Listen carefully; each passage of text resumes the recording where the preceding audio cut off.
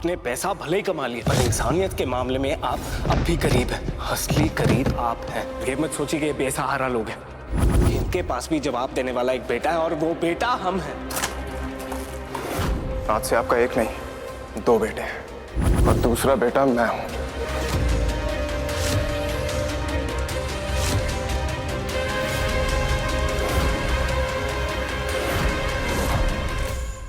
आज तुम्हारा ये शातिर दिमाग तुम पे ही भारी पड़ गया शकुंतला।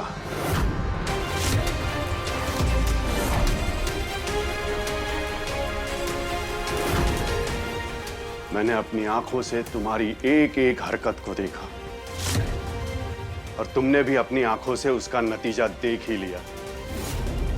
जिस बाप को तुम लाचार और बेसहारा समझ रही थी, उसी बाप का साथ देने के लिए तुम्हारे दोनों बेटे तुम्हारे खिलाफ खड़े हो गए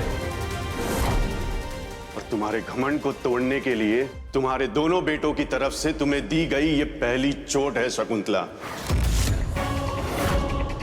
इसलिए अब भी वक्त है, सुधर जाओ, अपने इस घमंड को खुद ब खुद तोड़ दो, वरना रिश्ते बहुत खराब हो जाएंगे।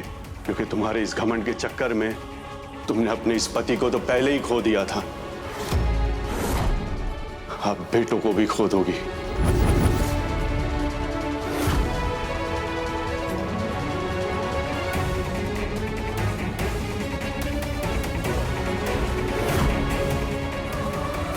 गौरी, तुमने हमारे दोनों बेटों को हमारे खिलाफ करके सबके सामने हमें शर्मिंदा किया है। अब इस शर्मिंदगी के बदले हम तुम्हारी जिंदगी जीनेंगे।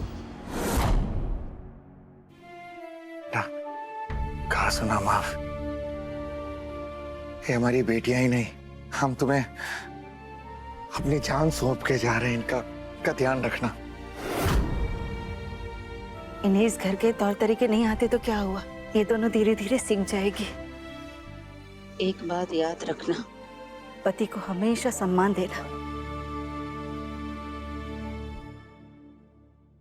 और अपनी सास को हमेशा खुश रखना। आपकी एक एक बात गांठ बांध ली है मैम। आपको भले ही हम दिखने में लापरवाह लगते हैं, लेकिन हम अपनी जिम्मेदारी बाखूबी निभाएंगे। आप चिंता मत कीजिए, हम ससुराल का भी ध्यान रखेंगे और दीदी का भी। बेटा, नसीब वाले होते हैं जिन बहनों की एक ही घर में शादी होती है। तुम हो, इसलिए तुम दोनों अपना प्यार हमेशा ऐसे ही बनाए रखना। हम ख्याल रखेंगे माँ। हम अगर आपको कभी भी किसी भी चीज की जरूरत हो तो सिर्फ अपनी बेटी को नहीं, अपने इस बेटे को भी याद कर लीजिएगा।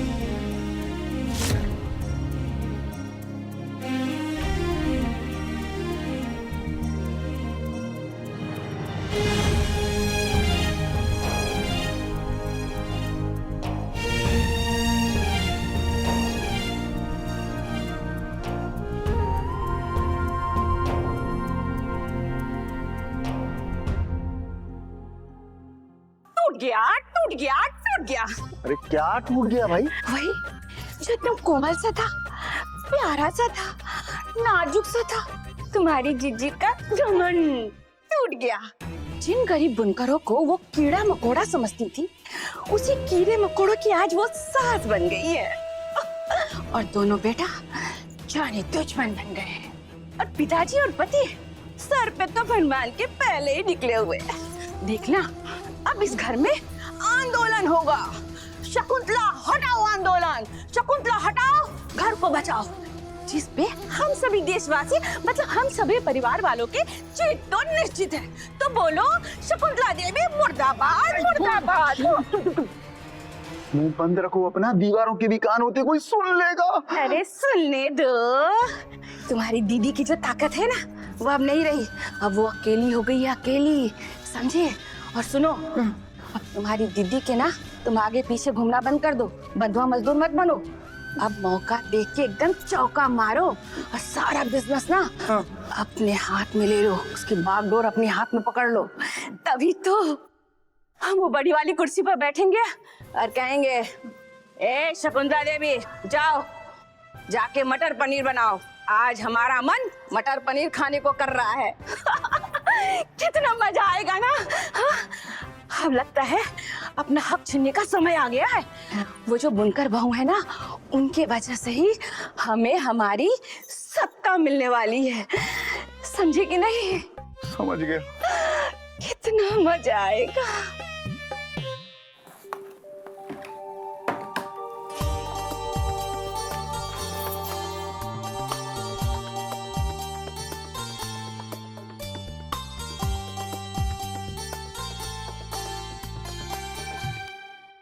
आपने आज खुद को हमारे बाबूजी का बेटा बोला, उनके सम्मान के लिए खड़े हुए, हमें बहुत अच्छा लगा। और आज आपकी बातें सुनकर हमें ये भरोसा हो गया है कि इस घर में कोई हो ना हो, लेकिन आप हमारे साथ हमेशा खड़े रहेंगे। वो अब सिर्फ तुम्हारे बाबूजी नहीं है, वो मेरे भी बाबूजी हैं। तुम्हें मैंने अपने दिल से पत्नी माना है, इसलिए जिस तरह मैं अपने परिवार के लिए हमेशा खड़ा रहता हूं ना, आज के बाद तुम्हारे माँ बाबूजी के लिए भी वैसे ही खड़ा मिलूंगा। तुम्हारे माँ बाबूजी ने अपने दोनों दिल, यानी अपनी दोनों बेटियां इस घर को सौंपी है। उन्हें तो सम्मान मिलना ही चाहिए, लेकिन फिर भी अगर हमारे मेहमानों की वजह से उन्हें नीचा देखना पड़ा हो तो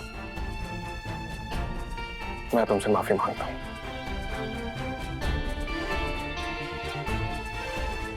और रही बात मॉम की,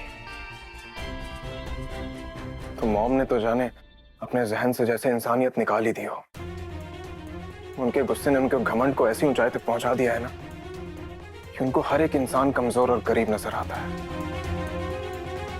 मैं अपनी मॉम की तरफ से भी तुमसे माफी मांगता हूं।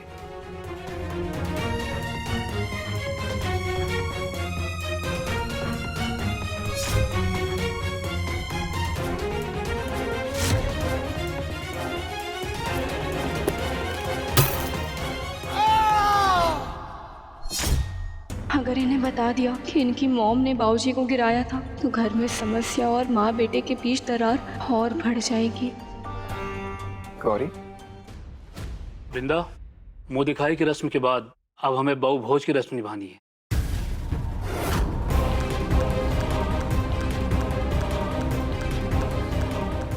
बैठ।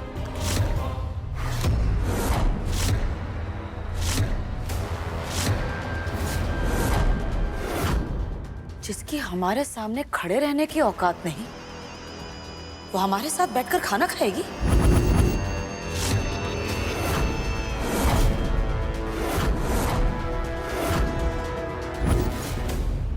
शकुंतला, अभी कोई तमाशा नहीं चाहिए, बैठो चुपचाप।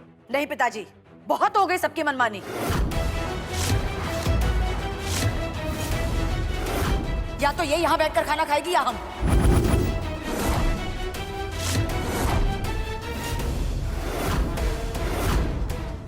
मॉम, अब ये क्या बचपना है? खाना खाने में कौन सी ऊंच नीच? और मॉम, आप भूल रही हैं ये इस घर की बहू है। इसका हक बनता है हम सबके साथ बैठकर खाना खाना। इससे कोई छोटा बड़ा नहीं हो जाएगा मॉम। छोटा बड़ा तो हो गया बेटा। तुम्हारे माँ की इज्जत तुम्हारे लिए बहुत छोटी हो गई, और ये लड़की तुम्हारे लिए बहुत बड़ी।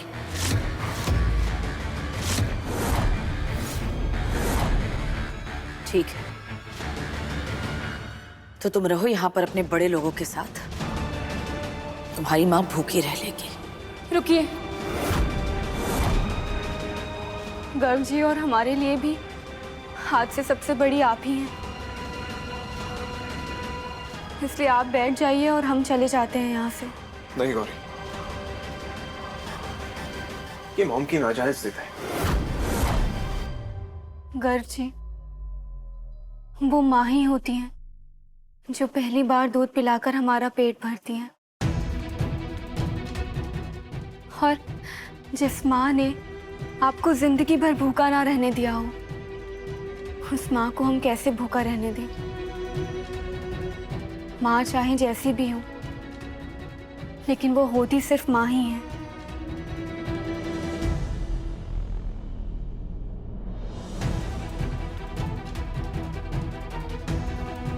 रुको।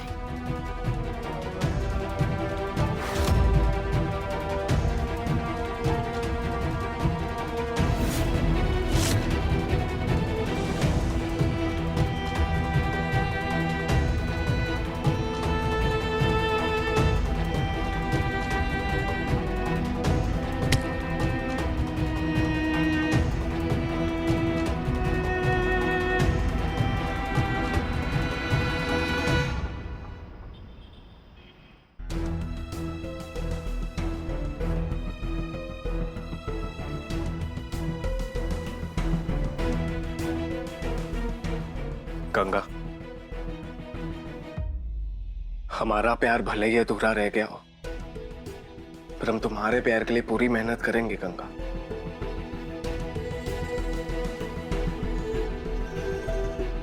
हम सोच रहे हैं कि आज मंगल से मिल लें, उसे समझाएंगे कि जो कुछ भी हुआ वो सब अनजाने में हुआ, और गंगा तो पहले की तरह आज भी पवित्र है। और अगर वो समझ गया तो तुम इस रिश्ते से आजाद। अब खुश हो ना? आप सच में ऐसा कर सकते हैं? तुमने वो कहावत तो सुनी होगी ना गंगा, कि कोशिश करने वालों की कभी हार नहीं होती।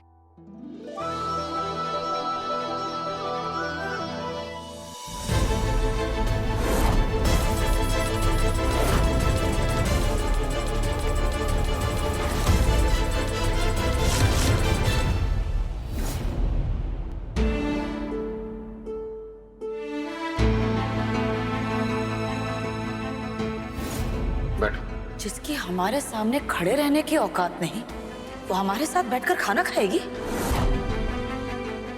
छोटा बड़ा तो हो गया बेटा, तुम्हारे माँ की इज्जत तुम्हारे लिए बहुत छोटी हो गई, और ये लड़की तुम्हारे लिए बहुत बड़ी।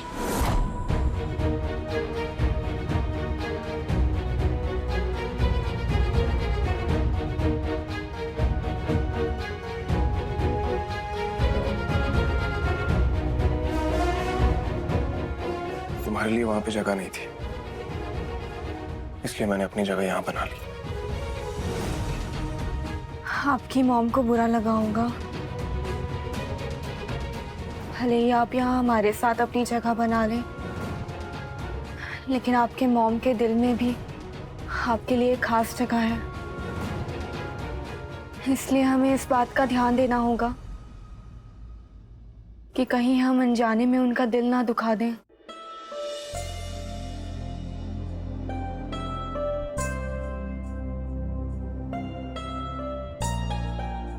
अच्छा ठीक है, जो तुम चाहती हो वही होगा, लेकिन अभी खाना खा ले। तुम्हें पता है पिछले कुछ घंटे बहुत मुश्किल बीते हैं और बहुत जोर की भूख लगी है।